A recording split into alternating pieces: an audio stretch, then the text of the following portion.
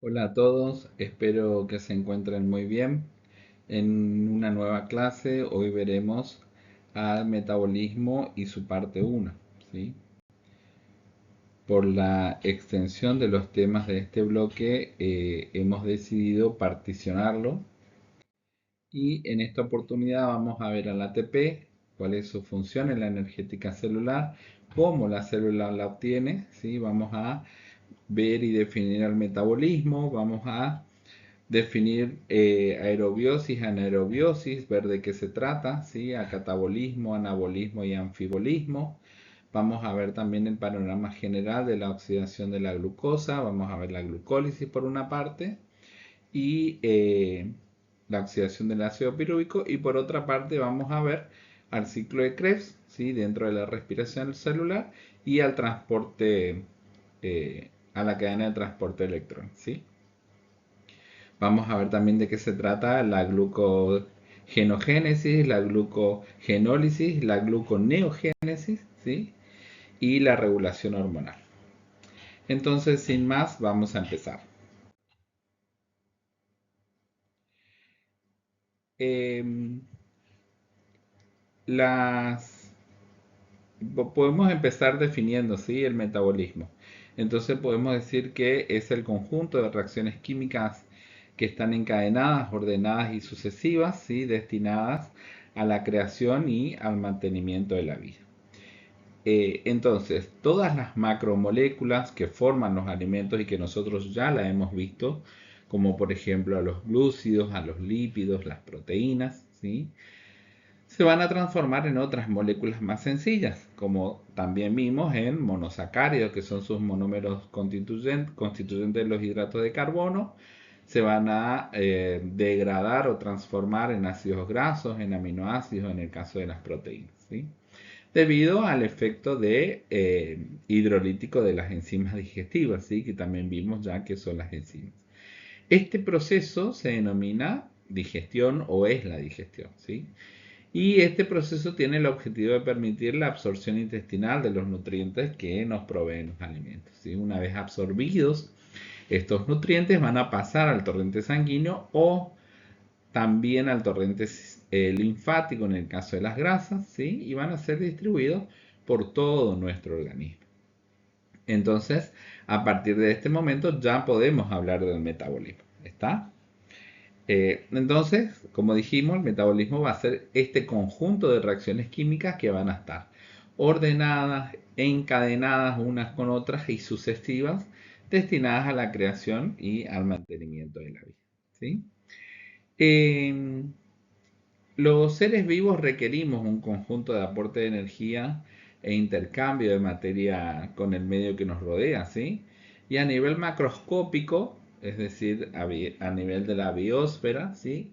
Hay tres grandes ciclos metabólicos que eh, definen la relación entre los seres vivos y el entorno que nos rodea. Y tenemos el ciclo del carbono, el del oxígeno y el del nitrógeno, ¿sí? Son los más importantes. Vamos a hablar un poquito del ciclo del carbono. Entonces, en función del modo en que los organismos consiguen el carbono, se van a dividir en autótrofos por un lado y heterótrofos por otro lado, ¿sí? Ya seguramente los que tuvieron eh, química o biología en la secundaria lo vieron, pero también estos son temas que se ven en la primaria, ¿sí? Los autótrofos, vamos a recordarlos, los autótrofos, entonces a partir del dióxido de carbono que está en la atmósfera y gracias a la energía del sol, ¿sí? O a la energía luminosa, son capaces de sintetizar moléculas orgánicas carbonadas. Y estos son las plantas, por ejemplo, las bacterias. Y por otro lado van a estar los heterótrofos, ¿sí? En donde la fuente de carbono son las moléculas carbonadas que los autótrofos lo han sintetizado. Eh, entonces, los heterótrofos no son capaces de utilizar, no somos en realidad, porque nosotros, el hombre, es un ejemplo de heterótrofos, no somos capaces de utilizar el dióxido de carbono atmosférico ni la energía luminosa, ¿sí? No podemos utilizar la energía del sol con este propósito. Entonces la energía la vamos a obtener hidrolizando los enlaces de las macromoléculas que vamos a ingerir, ¿sí? Entonces nosotros somos heterótrofos, ¿sí? Seguimos con el ciclo del oxígeno. Y acá vamos a definir a dos grandes grupos, ¿sí? En función de que si se requiere oxígeno o no para vivir, ¿sí? O para los procesos. Tenemos por un lado aerobios y por el otro lado anaerobios, ¿sí? Los aerobios utilizan el oxígeno atmosférico para realizar las reacciones oxidativas, las exergónicas, ¿sí? Recuerden en la clase anterior que son las que liberan energía al entorno, ¿sí? Estas reacciones oxidativas van a surgir de la oxidación de las macromoléculas, ¿sí? Estos aerobios a su vez se van a dividir en dos, los estrictos y los facultativos, ¿sí? Los estrictos en ausencia de oxígeno no sobreviven, ¿sí? Y los facultativos pueden vivir en presencia o en ausencia de oxígeno, ¿sí? Y por otro lado tenemos los anaerobios que en este caso no utilizan oxígeno en sus reacciones de oxidación, ¿sí? Y por último tenemos al ciclo del nitrógeno. El nitrógeno atmosférico es captado eh, y fijado básicamente por las bacterias fijadoras y convertidoras en amoníaco, ¿sí? Y sobre el amoníaco van a actuar las bacterias nitrificantes, por ejemplo, de la tierra y lo van a convertir en nitratos, ¿sí? Estos nitratos van a ser absorbidos por la planta y finalmente convertidos en aminoácidos. Seguimos. Para poder avanzar en el metabolismo debemos definir o conocer, que de hecho ya lo habíamos hablado, sobre las reacciones de oxidación y reducción. También la van a encontrar como redox, ¿sí? en la bibliografía. Entonces, la oxidación básicamente, como ya lo vimos, es la pérdida de un electrón en forma de protón, ¿sí? Por parte de una molécula. Dijimos que se dan en reacciones exergónicas, en que una molécula rica en energía va a perder su protón, es decir, va a perder su electrón, oxidándose y liberando energía al entorno, ¿sí? Es decir, son reacciones exergónicas. Y la reducción es la ganancia de electrones que va a experimentar una molécula, ¿sí? Una molécula aceptora se hace más energética porque va a captar este electrón, que por supuesto otra la va a tener que ceder, ¿sí? Y de esta manera se va a reducir.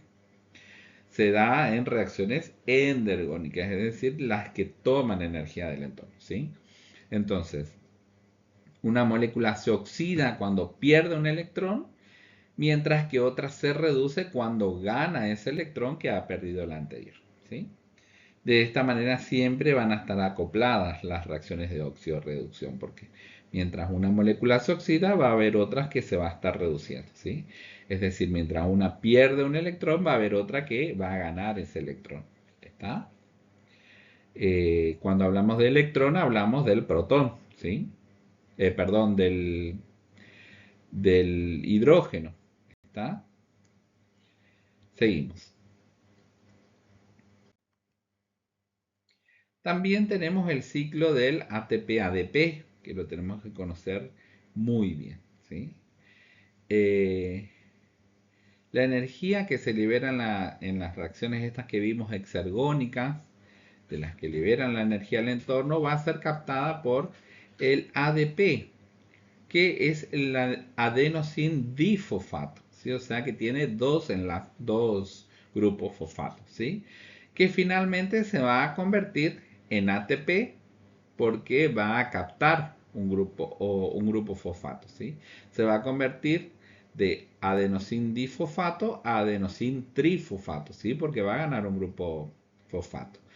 Este ATP es la moneda energética de básicamente la economía humana, ¿sí? Se forma en las vías catabólicas, ya vamos a ver, y es consumido en las anabólicas. Ya vamos a definirlas también, ¿sí? Eh, ahí lo tienen en la imagen, en el ciclo, fíjense, el ADP más un grupo fosfato se va a transformar en ATP, ¿sí? Es decir, de adenosín difosfato va a pasar a ser adenosín trifosfato y se va a utilizar para la biosíntesis, para el transporte activo, para la contracción muscular, para todos los procesos que la célula necesite realizar y que demande energía, ¿sí? La va a utilizar desde el ATP. Entonces, como vimos, la mayor parte de la energía que usa la célula va a ser provista por esta molécula y la célula la va a necesitar para sintetizar moléculas, para degradar moléculas, para transportar solutos, por ejemplo, en contra de gradiente electroquímico, ¿sí? A través de su membrana, mediante transporte activo, la va a utilizar del ATP. También para incorporar macromoléculas y partículas del exterior, que básicamente es la endocitosis, también va a utilizar eh, ATP, ¿sí? Entonces, uno de los ciclos energéticos es el ciclo del ATP-ADP. Otro de los energéticos es el ciclo NADH-NAD, ¿sí? Eh, Básicamente NAD reducido, NAD oxidado, ¿sí?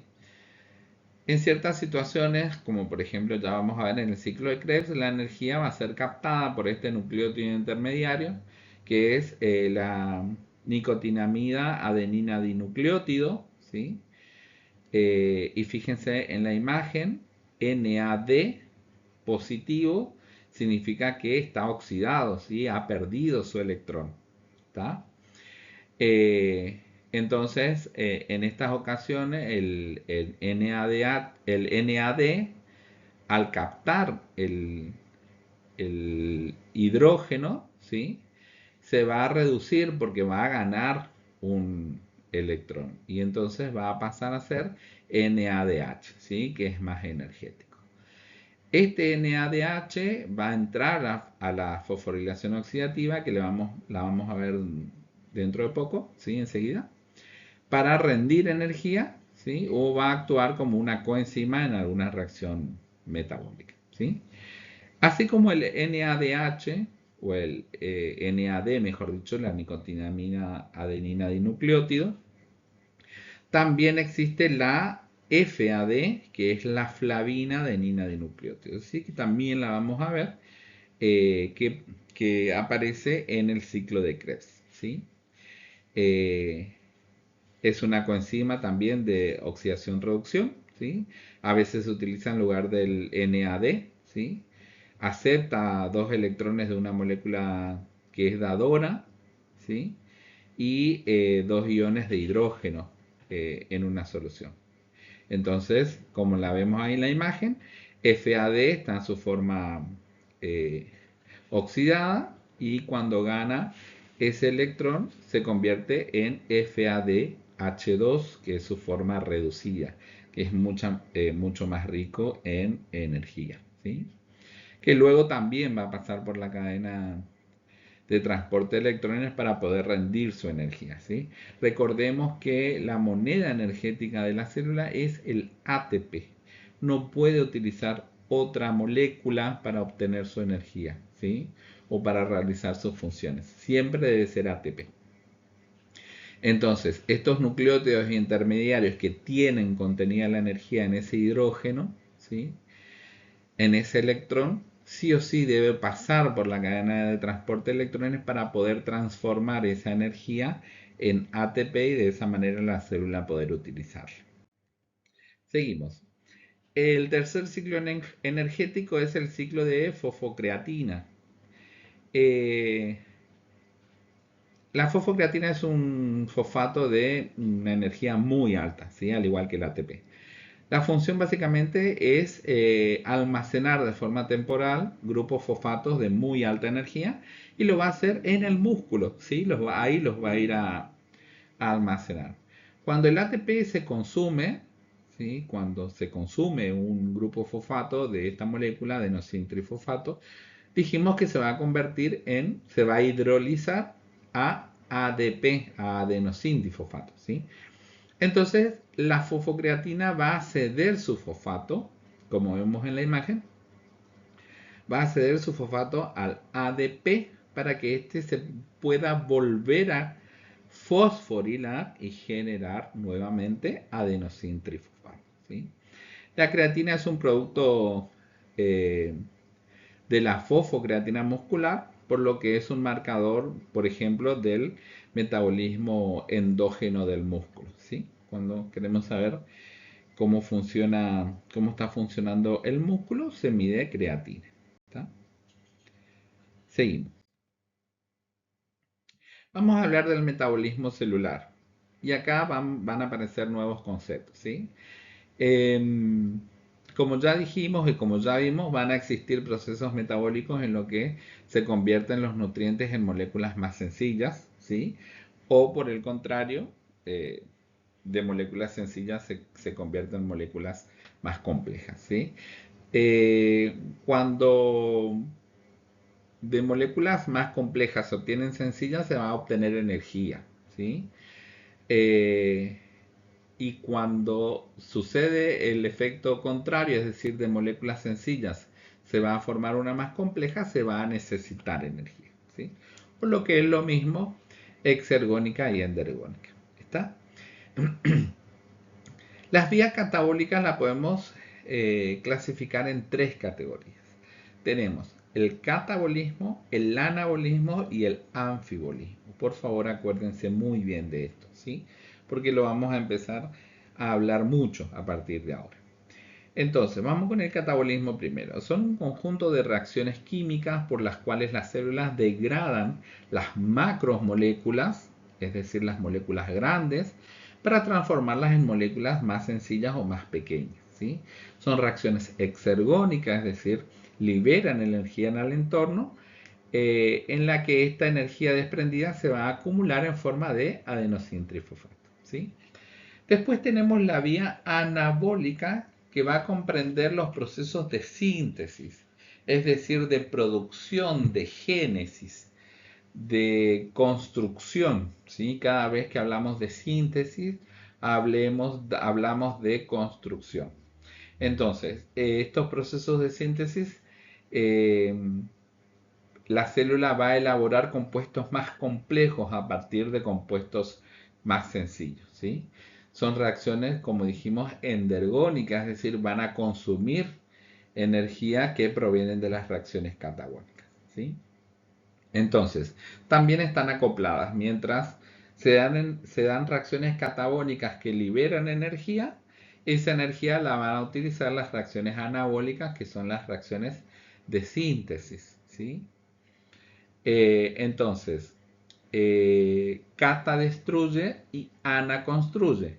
Es una mnemotecnia que utilizamos para poder recordar que cata, ¿sí?, destruye y ana construye. ¿Qué quiere decir? De que catabolismo es la degradación de moléculas complejas a moléculas simples y anabolismo es la síntesis de moléculas pequeñas a moléculas más grandes, ¿sí? Después tenemos una tercer vía, que es la vía anfibólica. Eh, Básicamente tienen más de una función, y ocurren en lo que llamamos encrucijadas del metabolismo, actuando como enlaces, por ejemplo, entre la vía anabólica y la catabólica, ¿sí? Es decir, se da en procesos en donde hay una mixtura, un mix, una mezcla entre procesos catabólicos y anabólicos, ¿sí? Por ejemplo, el ciclo de Krebs, que ya lo vamos a ver enseguida, ¿sí?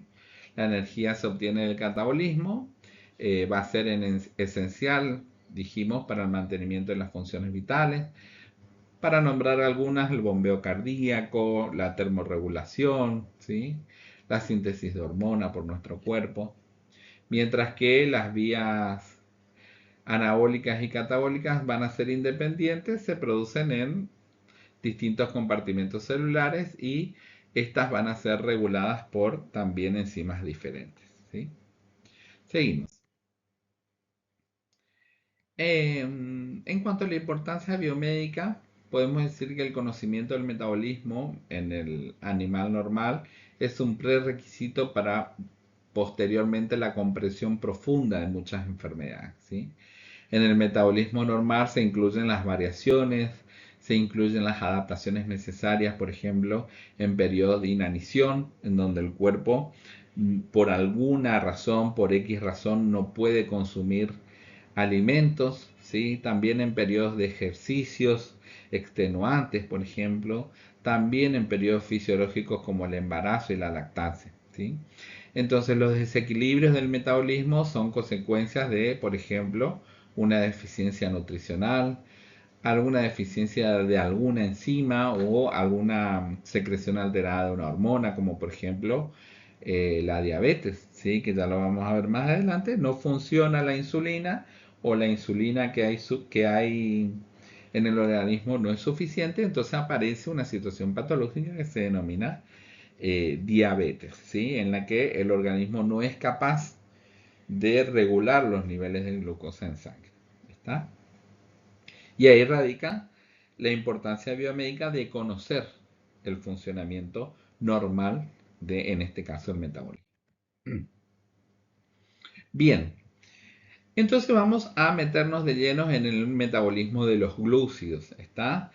En la clase siguiente, que es el metabolismo parte 2, vamos a ver el metabolismo de los lípidos o las grasas y el metabolismo de las proteínas, ¿sí?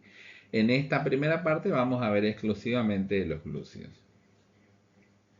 Entonces, los monosacáridos, después de su absorción intestinal, pueden seguir varias vías, ¿sí? O rutas. Pueden oxidarse para obtener energía, que es lo que hacen la mayoría de las células cuando hay poco hidrato de carbono dando vuelta, ¿sí? En la sangre. Puede también convertirse en glucógeno y almacenarse en el hígado o en el músculo cuando hay mucho hidrato de carbono circulando en sangre y el cuerpo no lo necesita momentáneamente. Entonces lo que hace inteligentemente el cuerpo es reservarlo. Y el hidrato de carbono de reserva en el hombre, nosotros sabemos que es el glucógeno, ¿sí? Entonces, el cuerpo lo va a transformar en glucógeno y lo va a mandar al hígado o al músculo, ¿está? Cuando ya se reservó esa cantidad de hidrato de carbono que había circulando en sangre, pero existe todavía más, ¿sí?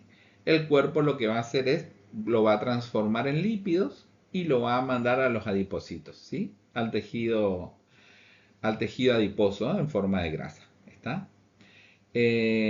Bueno, los otros monosacáridos obtenidos de la oxidación de los glúcidos, como por ejemplo la galactosa, la fructosa, van a convertirse en glucosa y de esta manera van a poder entrar a la actividad fisiológica, ¿sí? Y estas son las rutas del metabolismo de los glúcidos. Entonces, una vez que hemos dicho esto, podemos decir que la finalidad, vamos a hablar del catabolismo de la glucosa.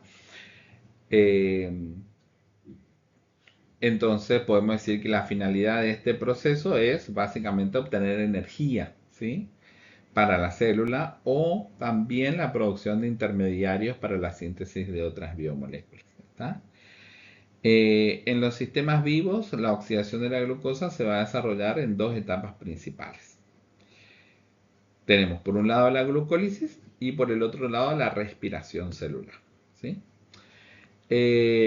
Entonces, esta, esta primera etapa principal es la glucólisis y la segunda es la respiración celular, que a su vez se va a dividir en dos etapas más, ¿sí?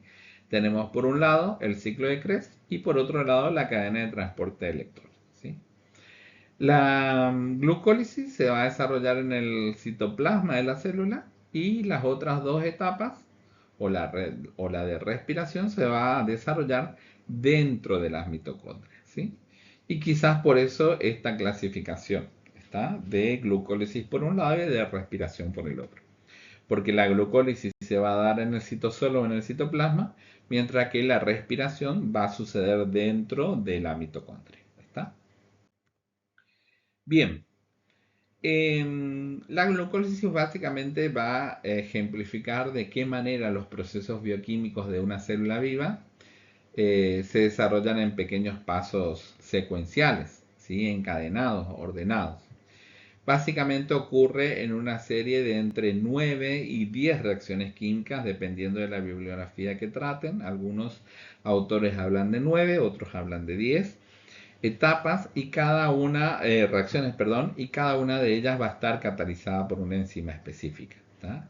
A medida que se suceden los pasos de la glucólisis, se va a observar cómo el esqueleto del carbono, dicho sea paso, tiene 6 carbonos, se va a desmembrar y sus átomos se van a reordenar paso a paso, ¿sí? Para finalmente obtener dos moléculas de ácido pirúvico, ahí como lo ven en la imagen, que son los hexágonos finales. Fíjense, tenemos 3 por un lado y 3 por el otro, o sea, eh, este esqueleto de glucosa de 6 carbonos se va a dividir, se va a escindir, se va a romper en dos y se van a formar dos átomos de 3 carbonos cada uno, que es el piruvato, o también lo van a encontrar como ácido pirúvico, ¿sí? Es exactamente lo mismo. Lo que podemos decir es que los primeros pasos en la glucólisis va a requerir el ingreso de energía, ¿sí? O se va a requerir de la hidrólisis de un ATP, ¿sí? Mientras que la última parte va a generar una ganancia de energía. Entonces, en una primera parte se va a invertir energía y en una segunda parte se va a ganar energía. También vamos a obtener nucleótidos intermediarios. Fíjense que está la nicotinamida adenina dinucleótido.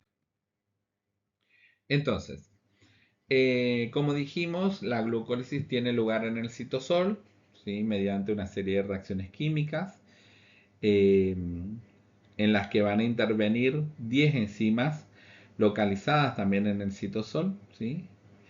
Entonces, como dijimos, cada molécula de glucosa que posee 6 átomos de carbono va a dar lugar a 2 moléculas de piruvato o ácido pirúvico, cada una compuesta por 3 carbonos, ¿sí?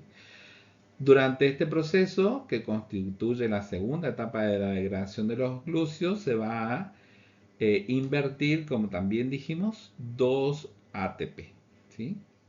Que van a generar otros 4, de modo que se produce una ganancia neta de energía de 2 ATP por cada uno de los piruvatos, ¿sí? Ahí como vemos en la imagen. Tenemos por un lado 2 ADP que se van a fosforilar a ATP, ¿sí?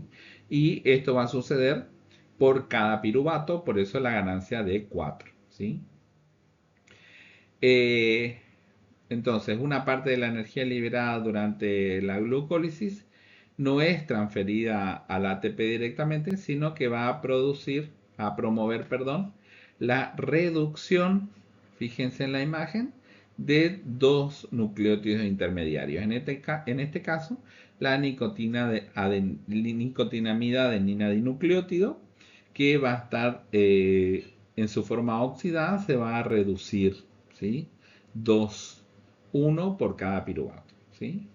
Y más adelante veremos cómo en las mitocondrias esta energía contenida en estos dos NAD reducido que surgen de la glucólisis van a ser transferidas al ATP, ¿sí? Eh, Volviendo a estos piruvatos, podemos decir que dejan el citosol y luego van a ingresar a las mitocondrias, ¿sí? Eh, entonces, resumiendo, cuando hablamos de glucólisis, podemos decir que se denomina así al proceso de conversión de una molécula de glucosa en dos moléculas de ácido pirúvico o piruvato, ¿sí? Esta reacción dijimos que tiene lugar en el citoplasma celular y no requiere la presencia de oxígeno, ¿sí? Es decir, que esta fase es anaeróbica, ¿está? Entonces, el ácido pirúvico que se obtiene de este proceso que es la glucólisis puede seguir dos vías, ¿sí? En la imagen vemos la glucólisis, ¿sí? En donde el esqueleto de 6 carbonos de la glucosa se va a reordenar y se va a obtener piruvato, ¿sí? Este piruvato que se obtiene de la glucólisis puede seguir dos vías. Una es la vía aeróbica, ¿sí? Eh, que es la más habitual en los seres humanos, ¿está? Y va a consistir, como dijimos, en la utilización del oxígeno, ¿está? Entonces, este ácido pirúvico mediante la vía aeróbica se va a convertir en acetilcoenzima A, ¿está? Eh, que ahí está en la imagen, en la oxidación del piruvato, ¿sí? Eh, en el paso 1 de la primera imagen vemos cómo se elimina el grupo carboxilo del piruvato, liberando de esta manera dióxido de carbono, ¿sí? En el paso 2 vemos cómo este NAD que está en su estado oxidado se va a reducir y va a ganar un electrón, ¿está? Y va a pasar a ser NADH, ¿sí? Y en el paso 3, el grupo acetilo se va a transferir a la coenzima A y de esta manera va a resultar la acetilcoenzima A, ¿sí? Entonces esta es la vía aeróbica que decidió seguir el piruvato. Pero en condiciones, por ejemplo, de un ejercicio extenuante, no sé, una persona que hace un triatlón, ¿sí? Eh, el cuerpo va a entrar en una demanda de oxígeno y puede seguir la vía anaeróbica, es decir, en ausencia de oxígeno, ¿sí? Y se pueden dar dos, bueno, en realidad no, en el hombre solamente se puede dar la fermentación láctica, ¿sí? Pero en la industria del alcohol, por ejemplo, la vía anaeróbica va a llevar a la fermentación alcohólica, ¿sí? Vamos por la vía láctica, por la fermentación láctica. Entonces, como les dije en el ejemplo, tiene lugar en ciertas células del organismo, por ejemplo, las fibras musculares, ¿sí? En situaciones de hipoxia o anoxia. Y básicamente, como vemos en la imagen, es el paso, perdón, del ácido pirúvico a el ácido láctico, o también lo van a encontrar como lactato. Entonces, en lugar de acetil-CoA se va a formar lactato o ácido láctico, ¿sí? Esto se va a dar con la, ¿cómo es? El metabolismo de un nucleótido intermediario, en este caso el NAD, ¿sí? Y es el responsable, por ejemplo, de los calambres en estos deportistas, ¿sí? La acumulación de ácido láctico en los músculos va a dar lugar a los calambres, por ejemplo, o también a los espasmos musculares, producto, por ejemplo, como les dije, de un ejercicio extenuante, ¿sí?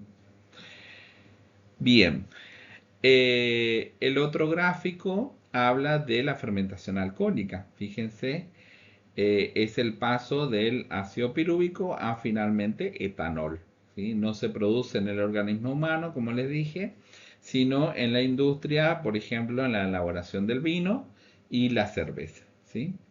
El piruvato, entonces, por acción de la piruvato descarboxilasa, va a formar acetaldehído, y por acción del alcohol deshidrogenasa, el acetaldehído va a transformarse en etanol, ¿sí? Bien, seguimos entonces. Eh, y hasta acá lo que sería la glucólisis, ¿está? Podemos hablar de ganancia neta de energía hasta este paso, ¿sí? Entonces, fíjense en el cuadro, la glucólisis, en el citosol se van a generar 2 ATP y 2 nicotinamida adenina dinucleótido en su forma reducida, ¿sí? Dijimos que la moneda energética de la célula es el ATP, ¿sí? Entonces, eh, este ATP no va a pasar por la cadena de transporte de electrones o por el transporte electrónico, sino simplemente la célula la puede utilizar en ese estado, ¿sí? Mientras que el nucleótido intermediario, el NAD reducido, sí va a pasar por la cadena de transporte de electrones y se va a transformar en 6 ATP. ¿Sí? Ya vamos a ver por qué cuando lleguemos a cadena de transporte de electrones. Luego, el ácido pirúvico a acetilcoenzima ya en la matriz mitocondrial, ¿sí? Se va a obtener dos nucleótidos intermediarios, que esto va a significar para la célula a través del transporte electrónico de 6 ATP. ¿Está? Y hasta acá la ganancia neta de energía de la glucólisis, porque al finalizar vamos a ver la ganancia neta total de los tres procesos. ¿Está? Seguimos entonces. Vamos con las mitocondrias, ¿sí? Que tanto estamos hablando hasta ahora. Como seguramente la mayoría sabe, las mitocondrias se encuentran en todos los tipos celulares, ¿sí? Constituye uno de básicamente los ejemplos, si se quiere, de integración morfofuncional más extraordinarios, ¿sí? O admirables, ya que van a dar el andamiaje sobre el que se van a sentar las innumerables moléculas que participan en las reacciones que transfieren la energía depositada en los alimentos a una molécula muy versátil como lo es el adenosintrifosfato o ATP, ¿sí? Estas mitocondrias se encuentran ubicadas en las regiones de las células donde la demanda de energía va a ser mayor, ¿sí? Por lo que se desplazan de un lado a otro del citoplasma hacia las zonas donde la energía más demandada, donde necesitan más energía, ¿sí? Sin embargo, en algunos tipos celulares como los espermatozoides, por ejemplo, también las células musculares y las células grasas, las mitocondrias permanecen en lugares fijos, ¿sí? No se mueven. Vamos a hablar un poquito de su estructura entonces. Las mitocondrias poseen dos membranas, una externa y otra interna, que va a dar lugar a dos compartimentos, ¿sí? Fíjense en la imagen. El espacio intermembrana o intermembranoso, ahí está señalada como intermembrana, y en la matriz mitocondrial, que en la imagen ahí aparece como matriz, ¿sí? En cuanto a la membrana externa, podemos decir que es permeable a los solutos presentes en el citosol, pero no es permeable a las moléculas grandes, ¿sí? O a las macromoléculas. Esto básicamente se debe a que su bicapa lipídica presenta, entre otros componentes, unas proteínas transmembranas que se llaman porinas, ¿sí? Estas porinas van a formar canales acuosos, tienen un tamaño regular, por lo que pasan libremente iones y moléculas de hasta 5 kilodalton, ¿sí? El kilodalton es una unidad de medida que se utiliza para expresar la masa molecular de las moléculas biológicas como las proteínas, los ácidos nucleicos, ¿sí? Y los complejos moleculares. Además, van a poseer también enzimas que van a ser capaces de modificar, por ejemplo, los ácidos grasos para que estos puedan atravesar la membrana interna y puedan ingresar a la matriz mitocondrial, donde van a ser degradadas después a grupos acetilos, ¿sí? En cuanto al espacio intermembranoso o intermembrana, como dice ahí en la imagen, eh, como existen estas porinas de las que habíamos hablado en la membrana externa, el contenido del espacio intermembranoso, eh, el contenido de soluto es similar a la del citosol. ¿Está? Y en cuanto a la membrana interna, pues, desarrolla plegamientos hacia la matriz que van a dar lugar a las crestas mitocondriales, ¿sí? Que en la imagen la vemos como ondulaciones, ¿sí? Formadas con básicamente el objetivo de poder aumentar la superficie membranosa. La forma y el número de las crestas van a variar en los distintos tipos celulares, ¿sí? La membrana interna de las mitocondrias presentan un alto grado de especialización y ambas caras de su bicapa lipídica muestran una marcada asimetría, ¿sí? No son iguales de los dos lados. En ellas se localizan, entre otras, por ejemplo, los ribosomas, los gránulos, ¿sí? Eh, También podemos tener cadenas de ADN, partículas de ATP sintetasa, entre otros. ¿Sí? Seguimos. Y vamos a entrar ahora a la respiración celular. Entonces, la segunda etapa de la oxidación de la glucosa dijimos que es la respiración celular, que también dijimos que se va a dividir en dos, ¿sí? El ciclo de Krebs por un lado y la cadena de transporte de electrones por el otro lado. ¿Está? Entonces, la glucólisis dijimos que se daba en el citoplasma de la célula, ¿sí? Y la segunda etapa, que es esta de la respiración, va a tener lugar dentro de las mitocondrias, que es el orgánulo que recién vimos, ¿sí? Entonces, en la bibliografía la van a encontrar como ciclo de Krebs, ciclo de los ácidos cítricos o ciclo de los ácidos tricarboxílicos. Cualquiera de los nombres es correcto, ¿sí? ¿Qué podemos decir del ciclo de Krebs? Podemos decir que es la vía común para la oxidación de las moléculas combustibles. ¿Por qué común? Porque los hidratos de carbono, los aminoácidos y los ácidos grasos se van a oxidar mediante este proceso, ¿sí? Por eso decimos que es la vía común. Entonces, el acetilcoenzima A que se obtuvo de la glucólisis se va a incorporar a esta cadena circular de reacciones de la que se va a obtener moléculas de nucleótidos reducidos, ¿sí? ¿Cuáles son los nucleótidos reducidos? Nicotinamida adenina de nucleótido y flavina adenina de nucleótido, ¿sí? Entonces, este ciclo tiene lugar en la matriz mitocondrial y es la vía común del metabolismo.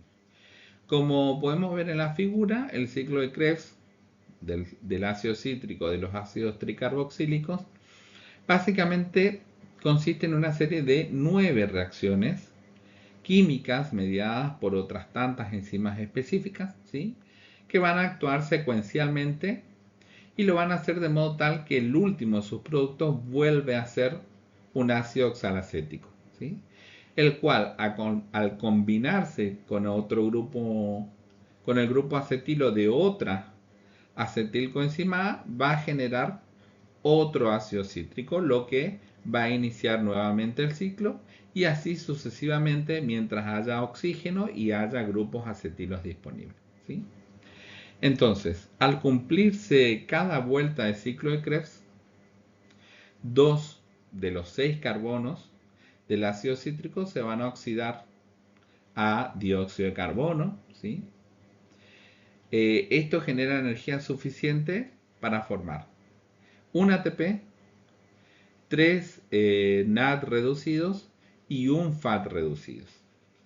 Y como son necesarias 2 vueltas de ciclo para metabolizar las 2 acetilcoenzima A que surgieron de la glucólisis, ¿sí? De una molécula de glucosa, ¿sí? Cada uno de estos monosacáridos da lugar a, entonces, 2 ATP, 6 NAD reducidos y 2 FAT reducidos, ¿sí? Debemos advertir también que el ATP, en este caso, se va a generar a partir de GTP, que es el trifosfato surgido del ciclo y que significa guanosin trifosfato, ¿sí? Las moléculas de dióxido de carbono que surge, como ven en la imagen, que surgen de este ciclo, ¿sí? Tanto las formadas en la descarboxilación oxidativa como en el del ciclo de Krebs, van a pasar al citosol. De ahí van a ir al espacio extracelular y finalmente a los eritrocitos o glóbulos rojos que los van a transportar hacia los pulmones, ¿sí? En donde en el alvéolo, por medio de la hematosis, se va a eliminar al exterior de nuestro cuerpo, ¿sí? Entonces, de ahí nacen ese dióxido de carbono que nosotros eliminamos mediante la expiración, ¿sí? Va a surgir de la descarboxilación oxidativa y también del ciclo de Krebs. Seguimos. Y llegamos finalmente al último proceso de la respiración celular, que es la cadena de transporte de electrones.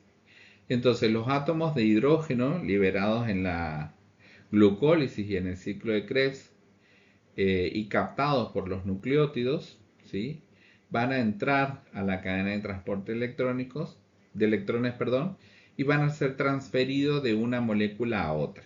¿Tá? El resultado de este proceso básicamente es la obtención de un gran número de moléculas de ATP.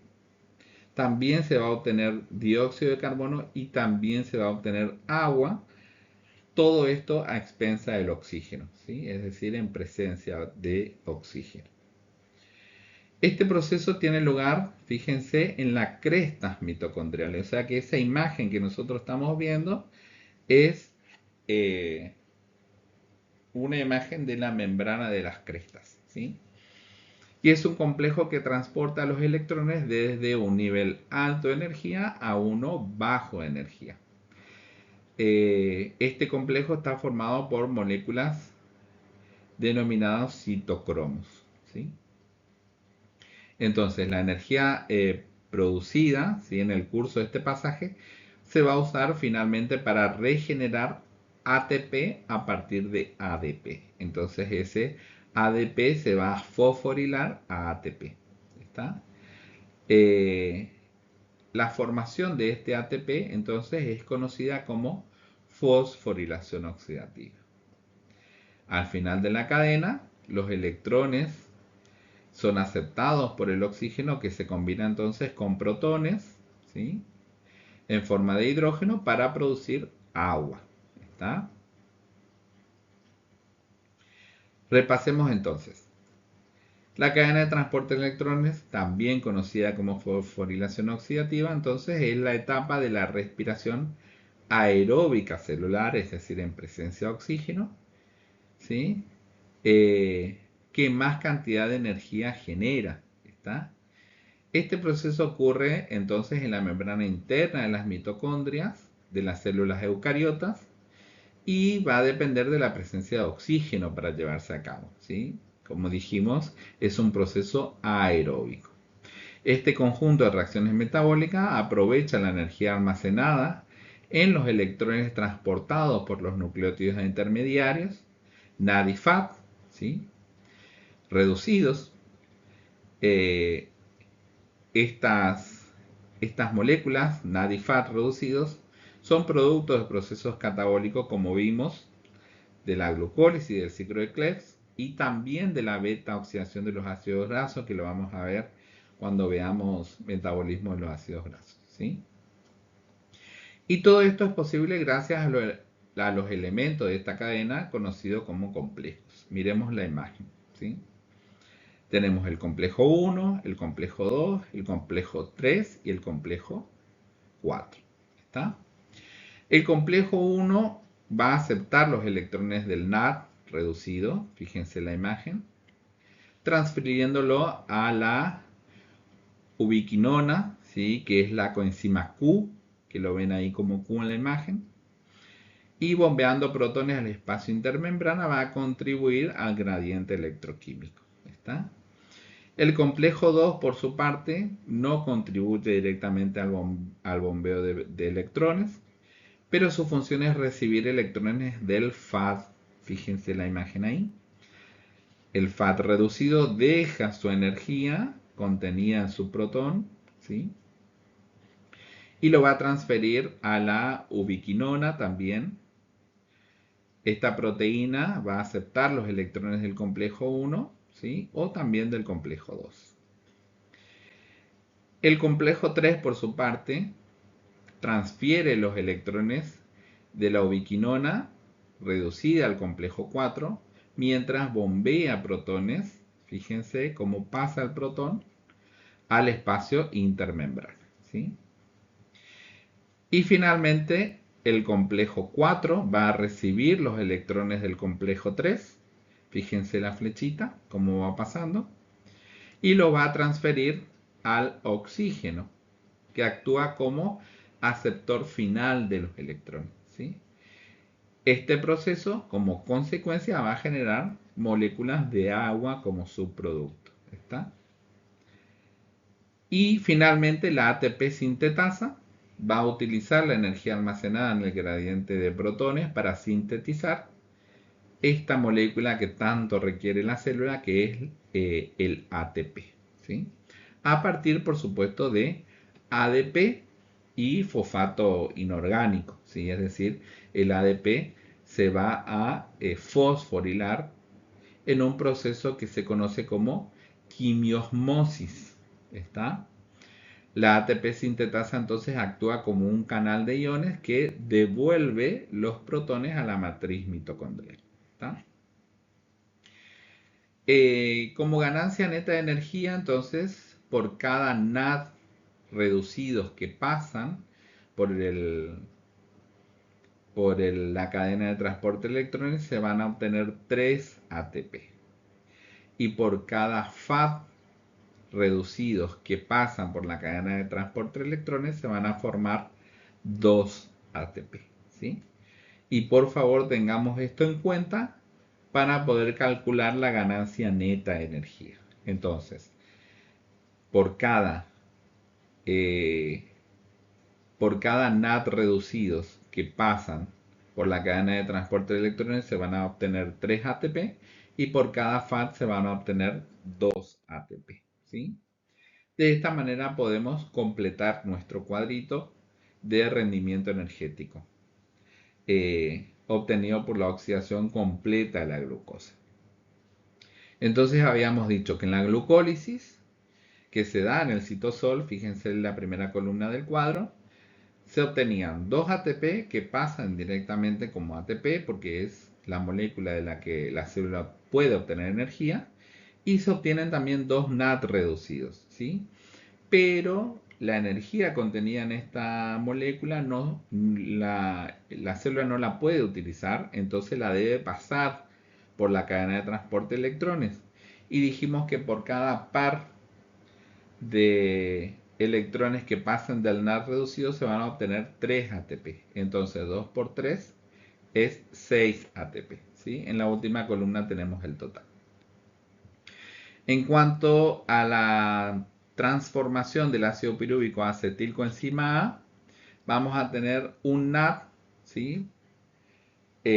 Por cada piruvato, ¿sí? Entonces, 2 por 3 es 6, o sea que de la conversión del piruvato a acetil-CoA se obtienen 6 ATP.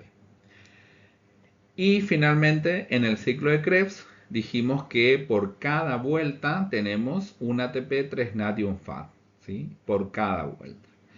Entonces, el ATP pasa como ATP y obtenemos 6 NAD en total, lo que hace un total de 18 ATP por conversión, y vamos a tener 2 FAD, lo que hace un total de 4 ATP por conversión.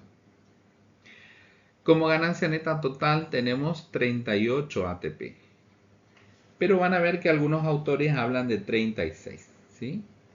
Y fíjense el asterisco en la imagen. En algunas células el costo energético de transportar electrones desde el NAD reducido formado en la glucólisis a través de la membrana interna de la mitocondria baja la producción de estos dos NAD a solo 4 y no 6, ¿sí? Entonces, la producción máxima total de estas moléculas es de 36 ATP, porque algunos autores sostienen de que atravesar la membrana de la mitocondria a la célula le cuesta 2 ATP, ¿sí? Entonces, en lugar de 38 sería 36, ¿está? Entonces, como ganancia neta total tenemos de 36 a 38 ATP como producto de todos estos procesos de la oxidación completa de la glucosa, ¿sí? Glucólisis y respiración celular. En este gráfico, simplemente para poder resumir y graficarnos, entonces la glucosa, por medio de la glucólisis que se produce en el citosol, se va a obtener ácido pirúvico, ¿sí? Este ácido pirúvico en anaerobiosis, ¿sí? Se va a transformar en ácido láctico o en etanol, dependiendo de en qué organismo se suceda, ¿sí? Y en presencia de oxígeno se va a transformar en acetilcoenzima A y de esa manera va a ingresar al ciclo de Krebs, al ciclo de los ácidos tricarboxílicos o al ciclo del ácido cítrico, del que se va a obtener ATP y nucleótidos intermediarios como el NAD reducido y el FAT reducido. ¿Está? Estos NAD reducidos y FAT reducidos deben pasar por la cadena de transporte de electrones para rendir su energía y de esa manera fosforilar a los ADP y transformarlos en ATP, para que la célula finalmente pueda obtener moléculas de ATP, que como dijimos es la moneda energética de la célula. ¿Está? Bien. Debemos hablar también de conceptos relacionados al metabolismo de los glúcidos. Y tenemos varios, ¿sí? La glucogenogénesis, también la van a encontrar como glucogénesis, es el proceso de síntesis de glucógeno a partir de glucosa, ¿sí? Se da principalmente, como dijimos, en el hígado, en la etapa postprandial, es decir, después de una ingesta, a partir de los monosacáridos que son absorbidos, ¿sí? Este glucógeno se va a almacenar en forma de gránulos en el citoplasma de los hepatocitos, ¿sí? Es decir, en las células del hígado. Eh, También el músculo esquelético, el músculo cardíaco y el riñón van a almacenar glucógeno para su propio uso, ¿sí?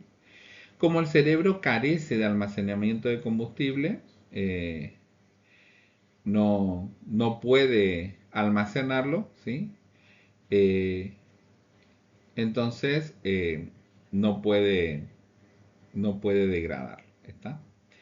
Entonces, en condiciones fisiológicas, va a utilizar exclusivamente la glucosa como sustrato energético, ¿sí? Porque no tiene lugar para almacenar el glucógeno. ¿Está?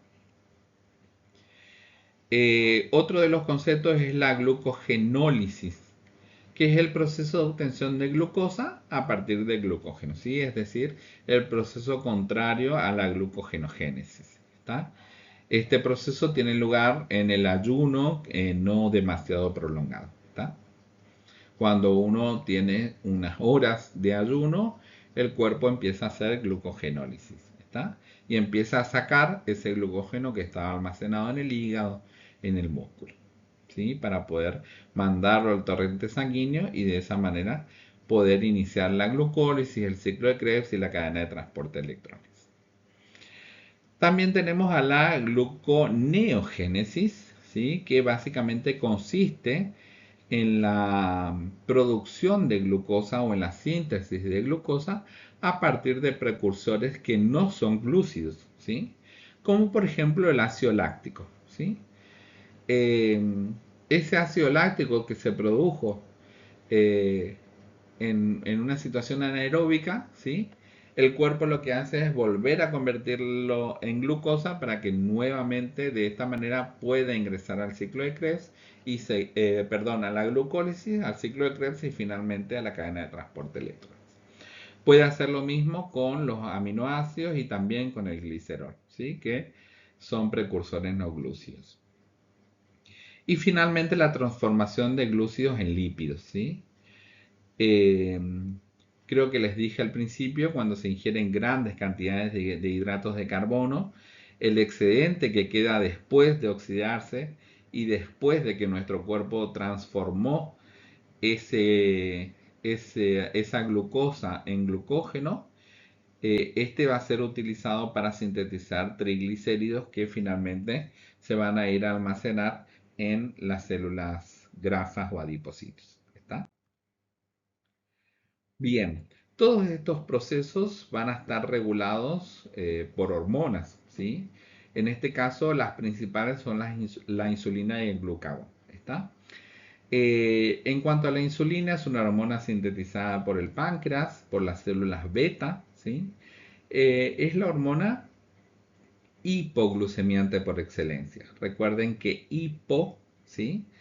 Es por debajo es decir, que baja la glucemia, ¿sí?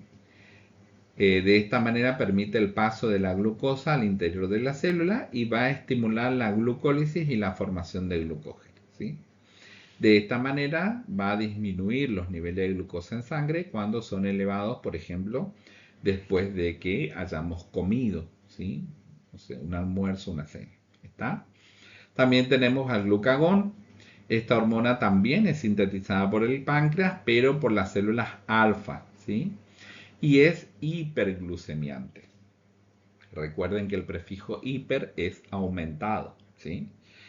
Entonces su acción va a ser antagónica a la de la insulina. La insulina baja, el glucagón sube, ¿sí? Entonces, este glucagón lo que va a hacer es aumentar los niveles de glucosa en sangre, ¿sí? Aumenta, por ejemplo, la velocidad de la glucogenólisis hepática, ¿sí? Y la de la gluconeogénesis a partir de aminoácidos, ¿sí? Y de esa manera aumenta los niveles de glucosa en sangre. También la adrenalina, el cortisol y la hormona del crecimiento son hormonas hiperglucemiantes. O sea que cada vez que nuestro cuerpo libera adrenalina, cortisol y hormona del crecimiento, también aumenta los niveles de glucosa en nuestra sangre, ¿sí? Y de esta manera estas hormonas regulan todos estos procesos de oxidación de la glucosa. Bien, aquí les dejo la bibliografía que tomé para realizar esta presentación. Si alguno quiere ampliar la lectura, siéntase libre de poder utilizar cualquiera de los títulos disponibles en nuestra biblioteca virtual.